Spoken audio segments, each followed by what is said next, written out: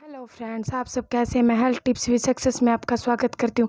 मैं आज school and college and universities के लिए एक बहुत इंपॉर्टेंट न्यूज़ लेके आई। ये इंपॉर्टेंट न्यूज़ बहुत ज़रूरी है क्योंकि नई शिक्षा नीति जो निकल के आएगी इन लॉकडाउन के बाद, उसके बाद आप सब लोगों को पढ़ाई में बहुत ही बेनिफिट साबितमंद होने वाला है और आपकी पढ़ाई एकदम अच्छे से ऑनलाइन भी होगी और ऑफलाइन भी होगी।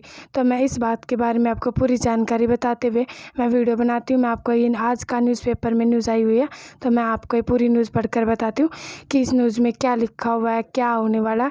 नई शिक्षा नीति से निकलेगी स्वर्णिम भूमि की राय। हाँ गाइज, नई शिक्षा नीति से निकलेगी स्वर्णिम भूमि की राय। तो नई शिक्षा नीति आएगी लॉकडाउन के बाद, ठीक है। उसके बाद हमारी नई नीति निकलेगी जो हमारी शिक्षा से बेनिफिट फ़ायदेमंद होगी। हमारे कॉलेज के लिए, हमारी यूनिवर्सिटीज़ के लिए फर्स्ट क्लास से लेके +2 क्लास तक की नई शिक्षा नीति आएगी। इसके बाद आप लोगों का सिलेबस भी बहुत कम होगा। हमारी नई शिक्षा नीति में फ़ायदे होंगे। शिक्षा नीति एकदम बेनिफिट फ़ायदेमंद होगी। तो मैं आपको ये पढ़कर बताती हूँ कि हमारी नई शिक्षा नीति से निकलने स्वर्ण भूमि की राय, नीति से निकलेगी स्वर्ण भूमि की राय। तो मैं आपको पूरी डिटेल पढ़कर बताती हूँ, ठीक है गाइज। तो इसे यहाँ से पढ़कर बताती हूँ मैं आपको। लॉकडाउन के बाद पढ़ाई तो हो रही है, लेकिन स्कूलों के खुलने को लेकर असमझ है। स्कूलों को कब तक खोलने की योजना है? जवाब: कोरोना संकट के बारे में किसी को पता नहीं था। बड़ी चुनौती थी और अभी है भी। ऐसा कठिन समय में हमने चुनौतियों को अवसर में तब्दील करने की कोशिश की है। हम ऑनलाइन माध्यम से छात्रों तक पहुंचने की कोशिश कर रहे हैं। रही बात स्कूलों को खोलने की, तो परिस्थितियों के आधार पर इस बारे में फैसला लिया जाएगा। फिलहाल स्थिति ठीक नहीं है। जब भी स्कूल खोले जाएंगे, गृह और स्वास्थ्य मंत्रालय के निर्देशों के बाद ही यह फैसला लिया जाएगा। सवाल: देश के कई हिस्सों में कोरोना संक्रमण की स्थिति उतनी व्यापक नहीं है। ऐसी स्थिति में इन क्षेत्रों में स्कूलों को खोलने में सोच है। मुख्यमंत्रियों के साथ चर्चा कर रहे हैं। मैं भी राज्य के शिक्षा मंत्रियों और छात्रों के साथ संवाद कर रहा हूँ। राज्य की जो परिस्थितियाँ होंगी उसके आधार पर वे निर्णय ले सकते हैं, लेकिन उन्हें गृह और स्वास्थ्य मंत्रालय के साथ चर्चा करके ही यह फैसला लेना होगा। सवाल: ऑनलाइन के जरिए क्या शिक्षा की मांग पूरी हो जाएगी? फिलहाल यह पढ़ाई छात्रों पर बोझ जैसा दिखने लगा है, जिसमें घंटों कंप्यूटर के सामने बच्चे बैठे होते हैं। जवाब: ऐसी परिस्थितियों में हम कर भी क्या सकते हैं? ऑनलाइन के अलावा कोई विकल्प ही नहीं है। लेकिन हमने इन परिस्थितियों के बाद भी छात्रों को भटकने नहीं दिया। हम कोशिश कर रहे हैं कि इसके जरिए हम सभी छात्रों तक पहुँचे, लेकिन हम कहना चाहते हैं कि ऑनलाइन शिक्षा भी अब ज़रूरी है। दूरस्थ शिक्षा के जरिए पहले से ही शिक्षा दी जा रही है। इग्नू के जरिए हम इस काम को कर रहे हैं। जब स्थिति सामान्य हो तब ऑनलाइन और क्लासरूम में दोनों के जरिए शिक्षा कैसे और कितने समय देनी है, इस पर फैसला लिया जाएगा। सवाल: लेकिन दूरस्थ शिक्षा की गुणवत्ता हमेशा से कटघरे में रही है।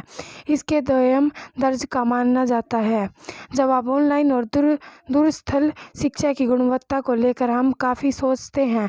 विद्यालय अनुवाद आयोग चेयरमैन से हमने इसके लिए लेकर एक कमेटी बनाने के लिए कहा है। इनकी गुणवत्ता को और बेहतर बनाने से जुड़े सभी जरूरी कदमों पर विचार करने को कहा है।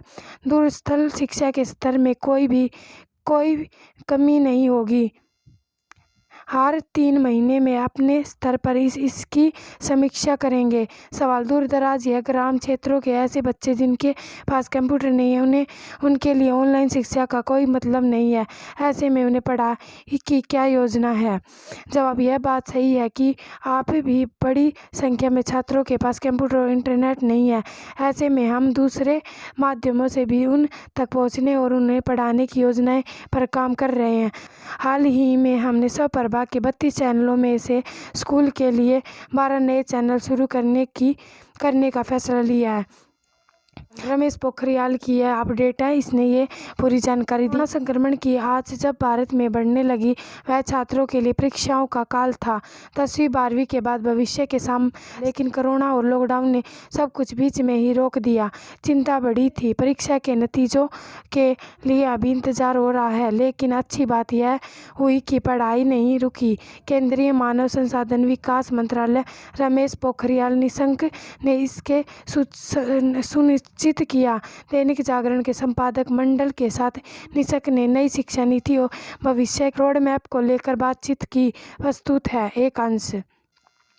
तो गाइज, डॉक्टर रमेश पोखरियाल निशंक ने यह न्यूज़ अपडेट की है कि नई शिक्षा नीति अब स्टार्ट होगी लॉकडाउन के बाद।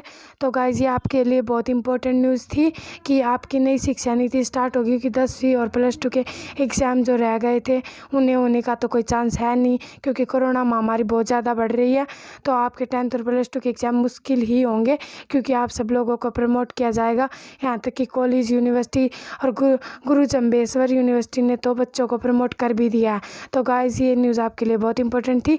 आपकी नई शिक्षा नीति ऑनलाइन स्टार्ट होगी। कंप्यूटर, हर बच्चे को कंप्यूटर अवेलेबल करवा दिए जाएंगे, या नेटवर्क या इंटरनेट से कनेक्टेड करवा दिए जाएंगे।